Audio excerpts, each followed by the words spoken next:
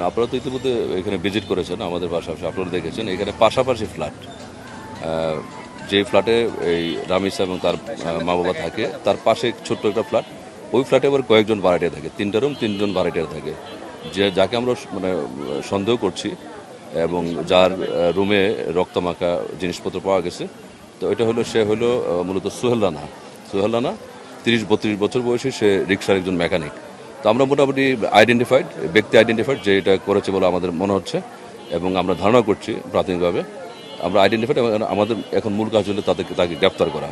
আর মামলার যে বিষয়টা, আইনগত যে বিষয়টা, সেটা ভিকটিম ডিজিজদের মা বাবা তারা তো দুইজনে এখন ট্রমাটাইজড অবস্থা আছেন। আমরা ওনাদের সাথে যোগাযোগ করে আমরা একটা তাদের মধ্য থেকে অভিযোগ নেব, নিয়ে আমরা এটা ঢালাইয়ের সেরা প্রিমিয়ার সিমেন্ট ফর্মালি মামলা নেব। আমি মাত্রই কথা বললাম ডিজিজদের বাবার সাথে কথা বললাম। তো উনি যেটা জানালেন যে আনুমানিক 10:30টার দিকে ঘটনা, কি 10:30টার সময় ওনার যে মা ডিজিজদের রামিসার মা, সে তখন খেয়াল করে যে তার মেয়ে নাই। তার স্কুল ছিল আবার 11টায়। তো মানে খাওয়া দাওয়া করে তারপর স্কুলে যাবে, এই জন্যই তার খোঁজাখুঁজি করতেছিল। একটা পর্যায়ে তার হঠাৎ করে মনে হলো যে সে অ্যাবসেন্ট কেন, তো পাশে বাসায় নক করে তারপর তো এই ঘটনা না, প্রথমে দেখতে পাই না, নক করছে। তার পরবর্তীতে আরও কিছু বিষয় আছে অর্থাৎ ধাক্কাধাক্কি করে, দরজা বন্ধ ছিল, এই বিষয়গুলো আমরা দেখছি, সবই দেখছি। না, ভেতরে শুধুমাত্র তখন ছিল মনে হয় রামিসার, সরি, এই যে সোহেল রানা ছিল না। সোহেল রানা তখন আপনি দেখছেন গ্রিল ভেঙে পালিয়েছে। সোহেল মানে ওয়াইফকে আমরা পেয়েছি, তাকে আমরা জিজ্ঞাসাবাদ করলে আরো বিস্তারিত আমরা জানতে পারবো প্রকৃত মূল বিষয়টা। হ্যাঁ, আটক আছে, এই ঘটনা আটক আছে।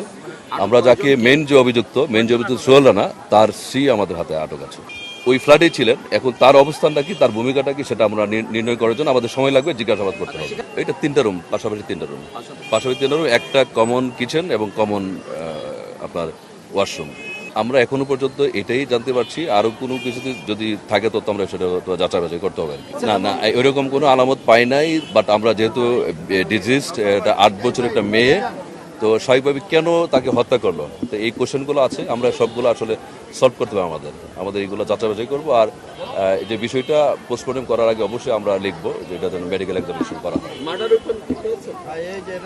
ছুরি, রক্তমাখা ছুরি, এটা পাওয়া গেছে।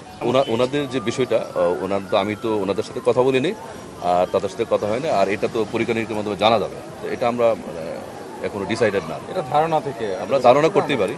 আর আমি তো বললামই যে যেহেতু 8 বছর একটা মেয়ে বাচ্চা, সে এখানে মানে ভিকটিম, তো এটা ওনারা যেটা বলেছে এটা হইতেও পারে, এটা একদম মানে ধারণা করা যায়। 2 বোন আমরা শুনছি, 2 বোন। তারপর এক বোন আছে ক্লাস 9-এ পড়ে, আর সে হলো ক্লাস 2-তে পড়ে।